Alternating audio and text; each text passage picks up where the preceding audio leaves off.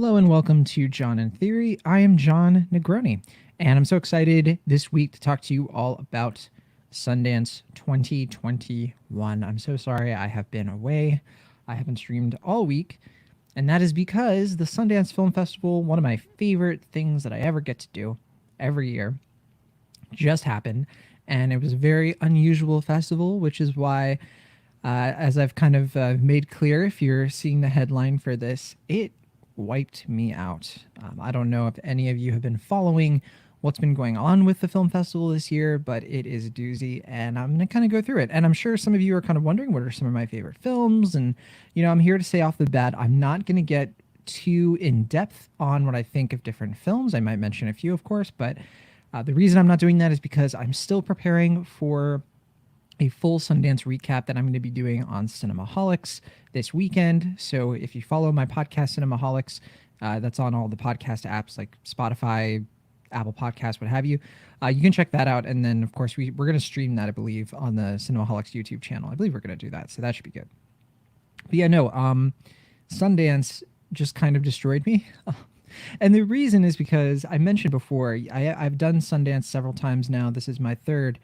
And every time I've done any sort of film festival, I've increased how many films that I've seen in that given time. Like every single time I do a festival, I see more and more things. It's like as you get used to the film festival environment, which is very much conducive to trying to see a lot of things to get the most out of it, I've found myself learning new ways to I don't want to say game the system, but you get used to it. You figure out the ins and outs of how a film festival operates, how you can budget your time. And this year was unlike any other because it's a virtual film festival. And with that, it brings on all of these just new wrinkles into trying to see a bunch of films all at once without resting.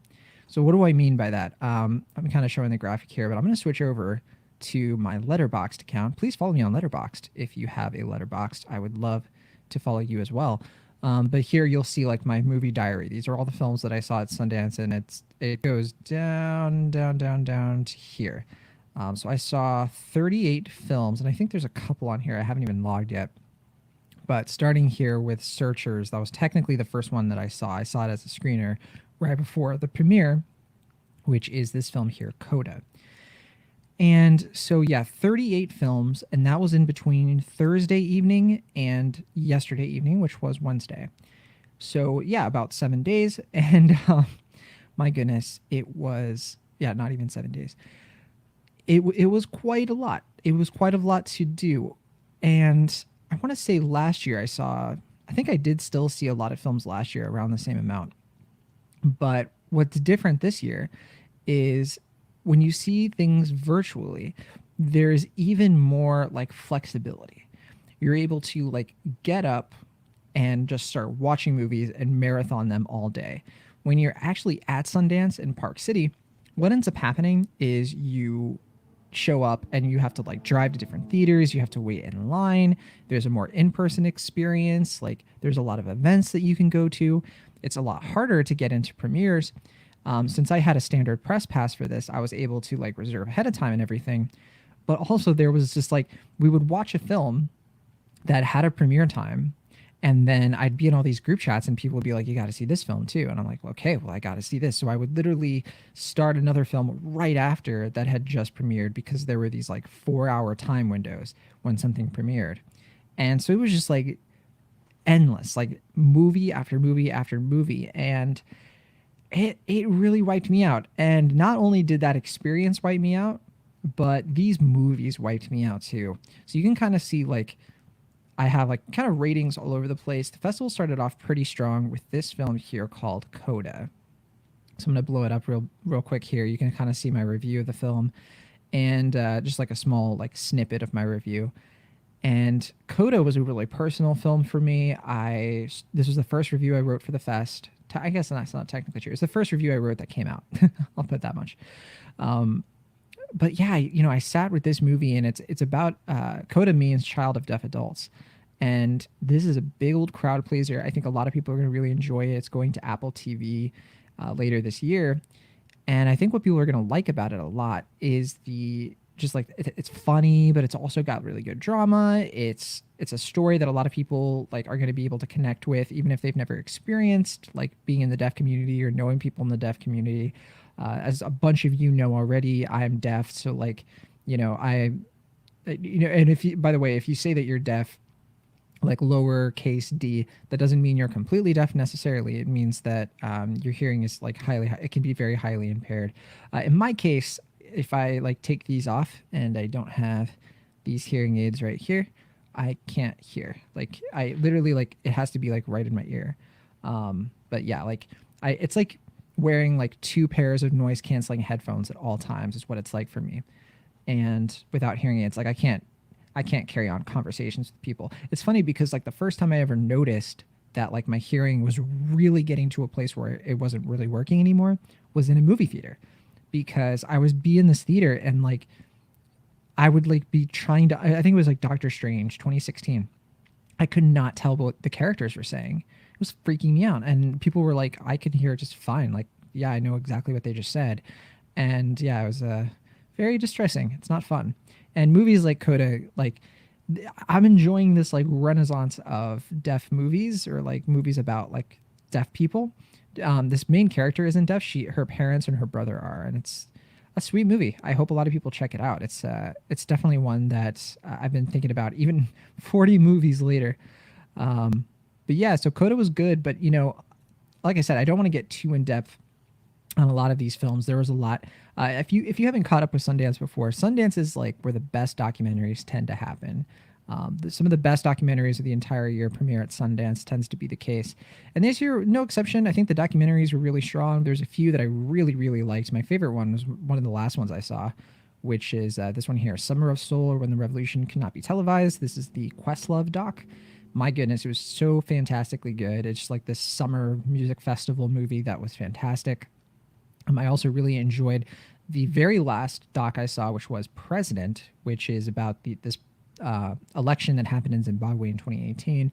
Very good stuff. And again, I'm going to be covering a lot of this in Cinemaholics, but just in a general sense, I do want to bring up two movies here that there's so many. I feel like I'm going to be missing out. Let me do like a quick thing where I go through these and just like point out like what some of the best movies were that I saw. Flea, fantastic. Homeroom, great documentary.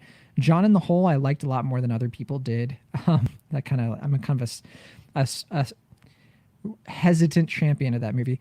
On the Count of Three was definitely one of my favorites for a big part of the festival. Like it was a while before another film kind of came along and topped it for me. It's a great buddy comedy with Chris Abbott and Jared Carmichael, who directs. Let's see. Oh yeah, worst Sundance film I have ever seen at any festival was Mother Schmuckers. Absolutely terrible. Do not see that if you can help it. Superior, another one of my favorites of the fest. This one is like based on a short film, and it's like this weird kind of like crime thriller sort of about identical twins. Really, really interesting. I didn't love Eight for Silver. It's kind of one of the more buzzy titles. It's like a werewolf kind of film. Kind of a strange selection for Sundance. I wasn't really taken with it, but it was good though. It was I enjoyed it. It's a solid like kind of B minus movie.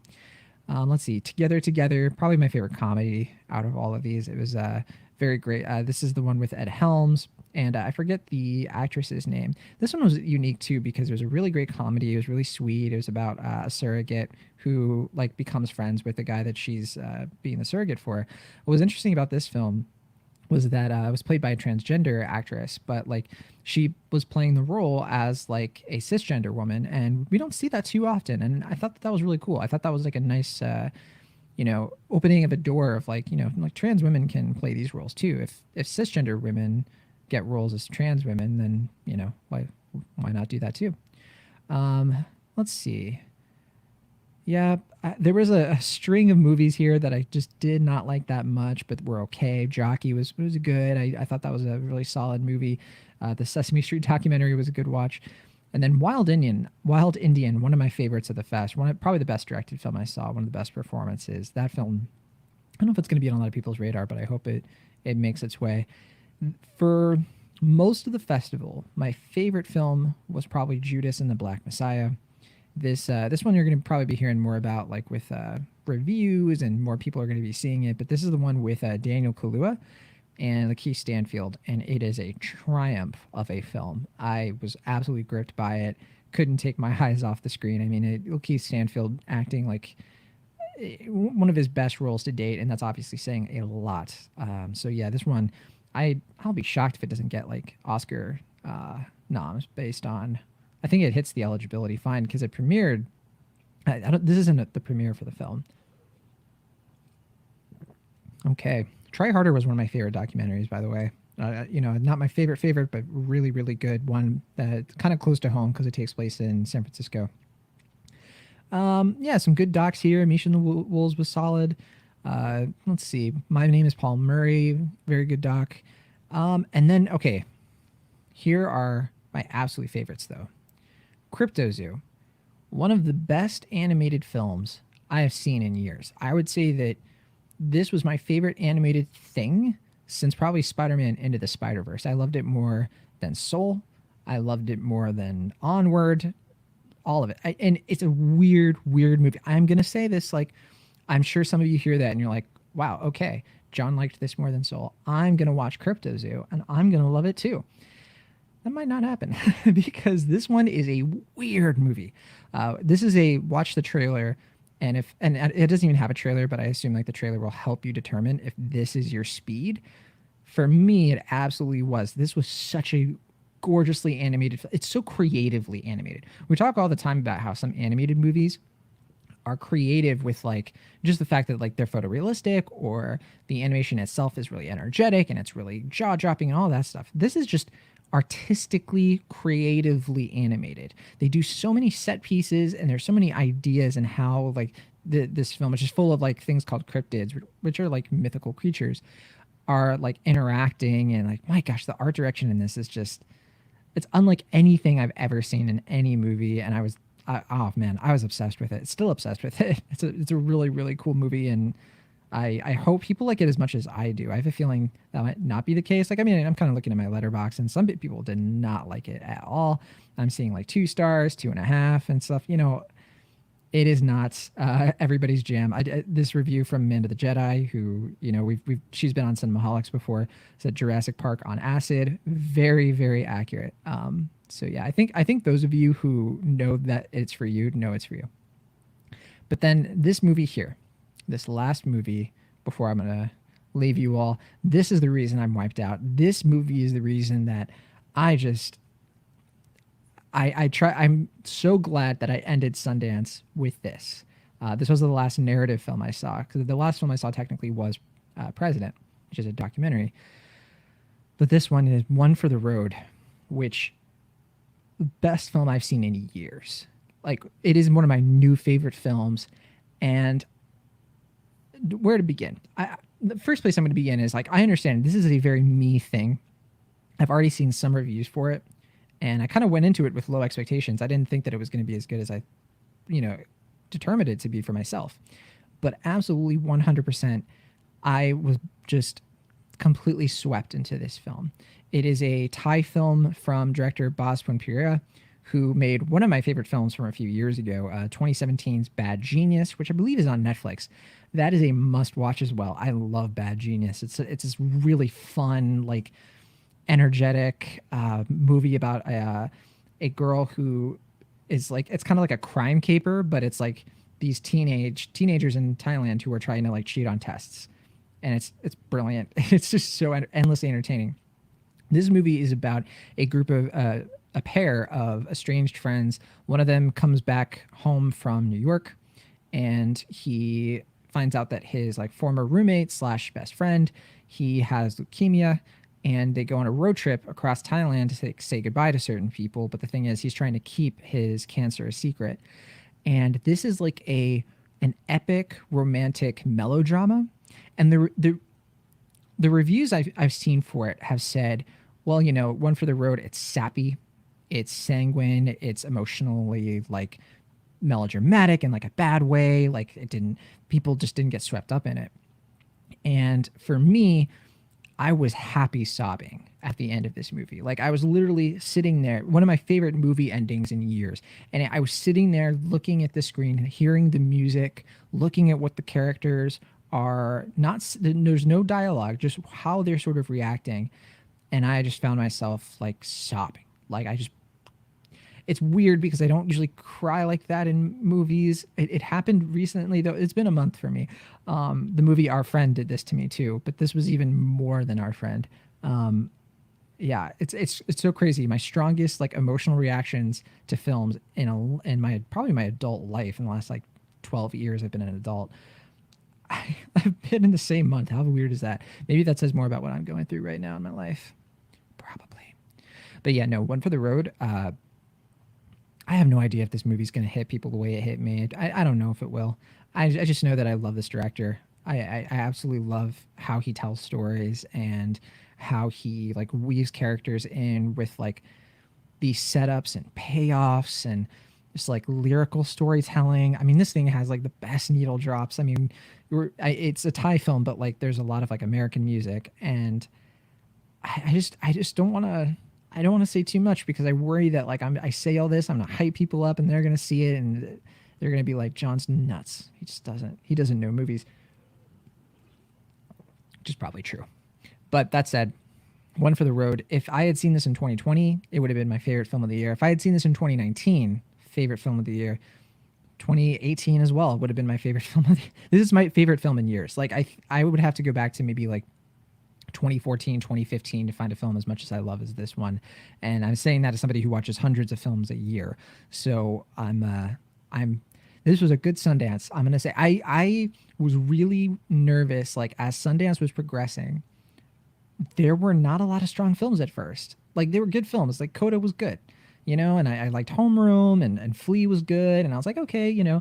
But like when we were like halfway done with the festival, I was like, man, like lots of B's and B pluses. I haven't really seen a lot of A movies yet. Like I haven't seen like films like last year, like Minari and Palm Springs and Never Rarely Sometimes Always. Like those films were just like fantastic. Boy State, and then the second half of Sundance was just much, much stronger for me. Like when I was able to see One for the Road and Crypto Zoo, Summer of Soul, President, and then I was like, oh my gosh, like I just, didn't get a chance to see some of the best films, and that's how it goes sometimes. So all that said, there's tons of films I didn't see at Sundance. If you have any questions about the ones I did see though, and if you're curious about any of my further thoughts on these, it's going to be on the Cinemaholics podcast this weekend, and it's going to be like a bonus episode. And that'll be a lot of fun because you won't just hear my take on Sundance. You also hear Will Ashton's, my co-host, and also Corey Woodruff, a special guest who's going to be talking all Sundance. We're going to talk about the experience of it, how it worked, some interesting stuff, maybe some of the acquisition stuff. I don't know. It'll be a good time. But that's it. That's my general reaction. Just ending it on a high note. Just saying like, if anything else, I know a lot of you are going to hear about Coda and you're going to be like, oh yeah, Coda. Okay, I might check that out. Sure. But if you have a chance to see One for the Road, or if you have a chance to see Bozpun Pira's like previous film, Bad Genius, he has a couple other films too that I haven't even seen. But I'll say this much: as soon as I saw this movie from him, I was like, okay, he is 2 for 2. Like the 2 films I've seen from him out of I think he's made 5 or 6.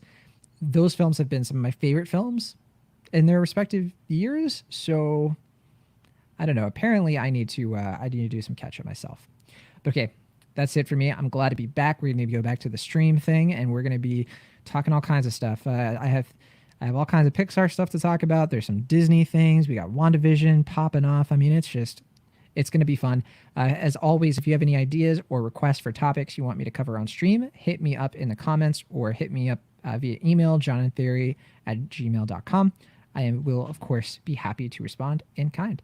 See you all, I hope, tomorrow. I think tomorrow we're going to be streaming. I think so. I don't want to promise because you know how things go. But I'll see you all on the next one. How about that? See y'all.